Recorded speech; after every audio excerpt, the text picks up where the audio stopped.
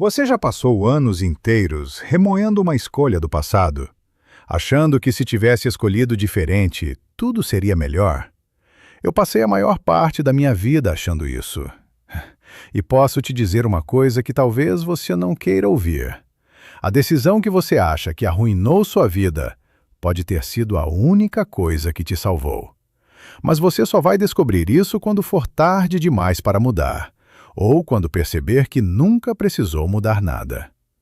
O problema não é a escolha que você fez, é o tempo que você perdeu se punindo por ela. Meu nome é Alberto, tenho 88 anos. Estou mais perto do fim do que do começo, e isso não me assusta mais. Minha esposa, Carmen, morreu há 7 anos. A maioria dos amigos com quem trabalhei já se foi.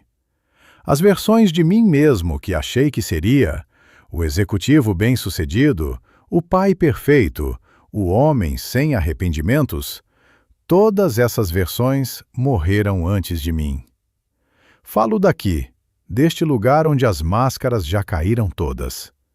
Deste lugar onde mentir não faz mais sentido porque não tenho nada a provar, nada a ganhar, e cada palavra custa um fôlego que não sei se terei amanhã. A maioria das pessoas passa a vida inteira presa numa mesma narrativa.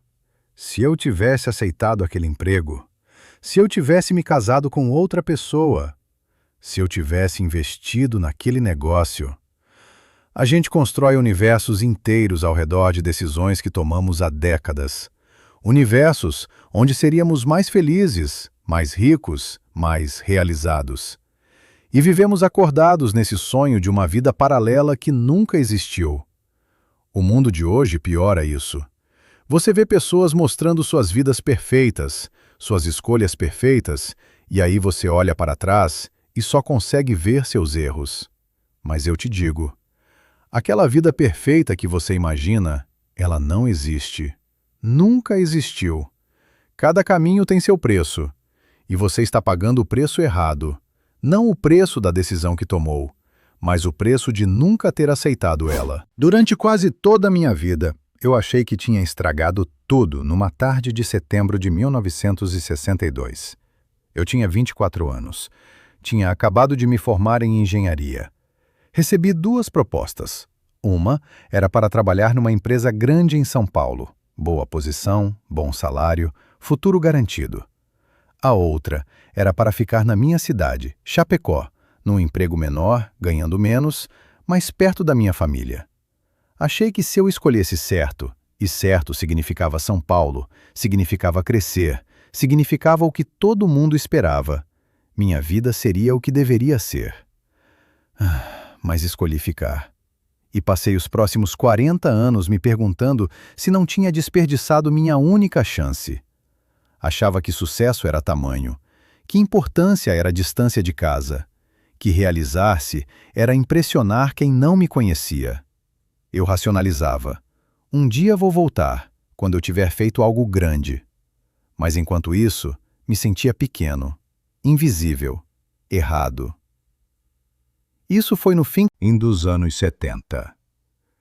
Eu já estava casado com a Carmen, já tinha 2 filhos. Conheci um homem chamado Paulo Henrique. Ele tinha uns 45 anos, era engenheiro também, trabalhava numa construtora em Florianópolis. A gente se encontrou num congresso técnico num hotel simples perto da rodoviária. Lembro bem do lugar. Cheiro de café velho, cadeiras de plástico verde, aquele sol forte de dezembro entrando pelas janelas embaçadas. Nós 2 estávamos fumando no corredor entre as palestras quando ele me perguntou de onde eu era. Chapecó, respondi, meio envergonhado. Ele sorriu. E por que não foi para São Paulo quando teve chance? Me surpreendeu ele saber. Eu devia ter falado demais. Aí ele me disse que ele tinha ido, tinha aceitado a proposta grande.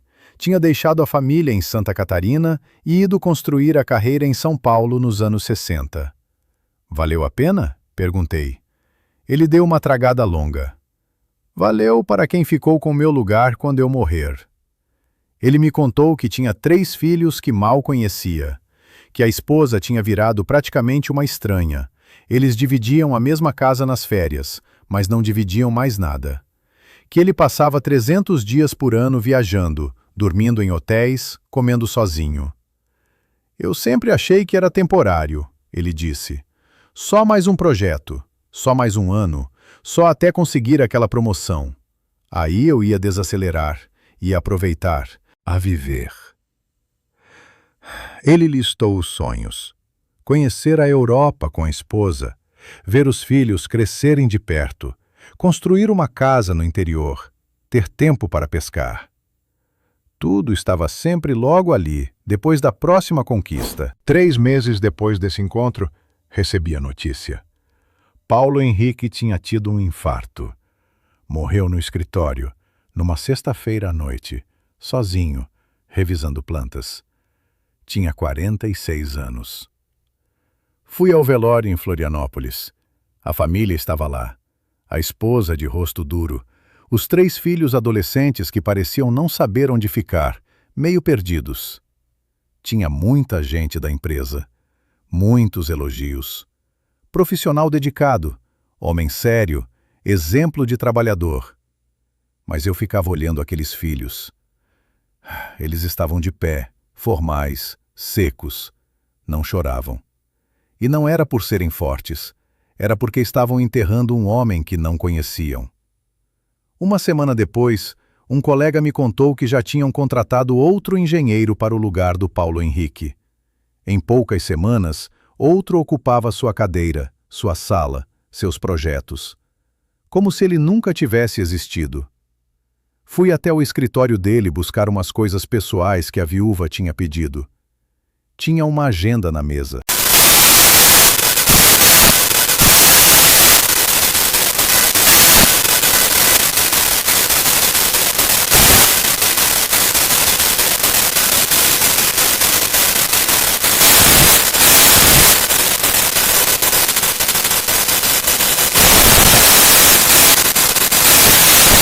Foi ali que uma ideia começou a me incomodar. A vida é como um ensaio que a gente acha que vai fazer de novo. A gente vive como se houvesse um rascunho e uma versão final. Mas não tem. Só tem isso aqui. Isso que você está vivendo agora. Não é teste, não é preparação. É a única vez que você vai passar por aqui. Você diz que vai viajar quando se aposentar, que vai ligar para aquele amigo quando tiver tempo, que vai pedir desculpas quando o orgulho passar, que vai começar a viver quando terminar de trabalhar, quando os filhos crescerem, quando a casa estiver paga, quando as coisas se acalmarem. Mas as coisas não se acalmam, e o tempo não sobra. Ele passa. E quando você percebe, está do lado de quem você nunca conheceu, enterrando versões suas que morreram esperando. Eu sei que você sabe que vai morrer, mas saber não é o mesmo que sentir. Saber é abstrato, é distante, é um dia no futuro. Sentir é perceber que você tem mais passado do que futuro. É acordar e não lembrar o nome de alguém que era importante. É o corpo doer em lugares que você nem sabia que existiam. Hoje eu moro num quarto pequeno, numa casa de repouso.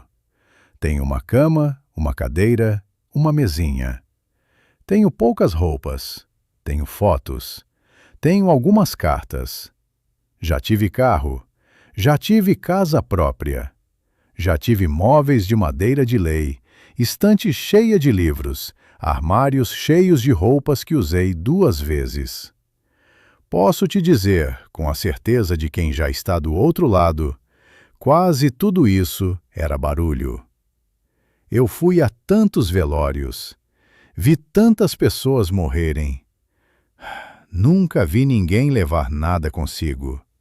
Nunca vi caixão com gaveta para medalhas, ou bolso para dinheiro, ou espaço para troféus. Te conto isso porque também errei. Também tive meu momento de glória vazia. Em 1985, ganhei um prêmio regional de engenharia. Foi num jantar grande, com autoridades, muita gente importante. Recebi uma placa. Fizeram um discurso, bateram palmas. Eu estava feliz. Achei que finalmente tinha provado alguma coisa. Que minha decisão de ficar em Chapecó não tinha sido um erro completo. Voltei para casa naquela noite segurando a placa. Carmen tinha feito janta. Os meninos já estavam dormindo. E eu fiquei ali, sozinho na sala, olhando aquele pedaço de metal. E sentia um vazio esquisito. Porque enquanto eu estava perseguindo reconhecimento, tinha perdido tantos jogos de futebol dos meus filhos, tantos domingos que podia ter dormido até tarde com minha esposa, tantos aniversários que cheguei atrasado, tantos jantares que comi distraído pensando em outra coisa. O reconhecimento passou, a ausência ficou. A gente gosta de acreditar que está construindo algo que vai durar. Um L egado, um nome, uma marca. Mas a verdade é que você vai ser esquecido. Não de propósito, não por maldade, mas porque é assim que funciona. Seus netos vão te lembrar vagamente. Seus bisnetos não vão te conhecer. E tudo que você acha tão importante agora, suas conquistas, suas posses, suas preocupações, vai virar pó. Vai virar história mal contada. Vai virar nada. Quando a memória começa a falhar, você percebe o que realmente fica. Não ficam os prêmios. Não ficam os elogios. Não ficam as promoções. Fica a manhã que você tomou café devagar com alguém que amava. Fica a risada de uma criança que você parou para ouvir de verdade. Fica o dia que você não fez nada de importante, mas ficou sentado no sol. Fica a vez que você pediu desculpas, a vez que você abraçou, a vez que você esteve presente, completamente presente, sem pensar no próximo compromisso. Ficam os gestos pequenos de bondade, as conversas sem pressa, os silêncios confortáveis. É isso que resiste ao tempo. Os momentos que você não publicou, as conquistas que ninguém aplaudiu, a vida que você viveu quando parou de tentar provar alguma coisa. Se eu pudesse te pedir uma coisa, não pediria coragem, não pediria disciplina, não pediria sucesso. Pediria atenção. Atenção ao agora. Atenção às pessoas que ainda estão aqui. Atenção ao que você está sentindo neste exato momento. Porque a vida está acontecendo enquanto você planeja, enquanto você se preocupa, enquanto você espera pelo momento certo. Você está adiando conversas importantes. Você está guardando roupas boas para ocasiões que nunca chegam. Você está economizando energia para um futuro que não está garantido. Você não precisa fazer grandes mudanças hoje. Não precisa largar tudo. Não precisa revolucionar sua vida, mas precisa acordar. Precisa perceber que agora não é ensaio, é a única apresentação. E ela está acontecendo. Não está garantido que você vai ter amanhã. Nunca esteve. Então use hoje. Use agora. Use este momento que você ainda tem. Estou cansado. Meu corpo está cansado. Mas minha mente nunca esteve tão clara. Vá fazer as pazes com suas escolhas. E pare de desperdiçar sua vida arrependido da única que você tem.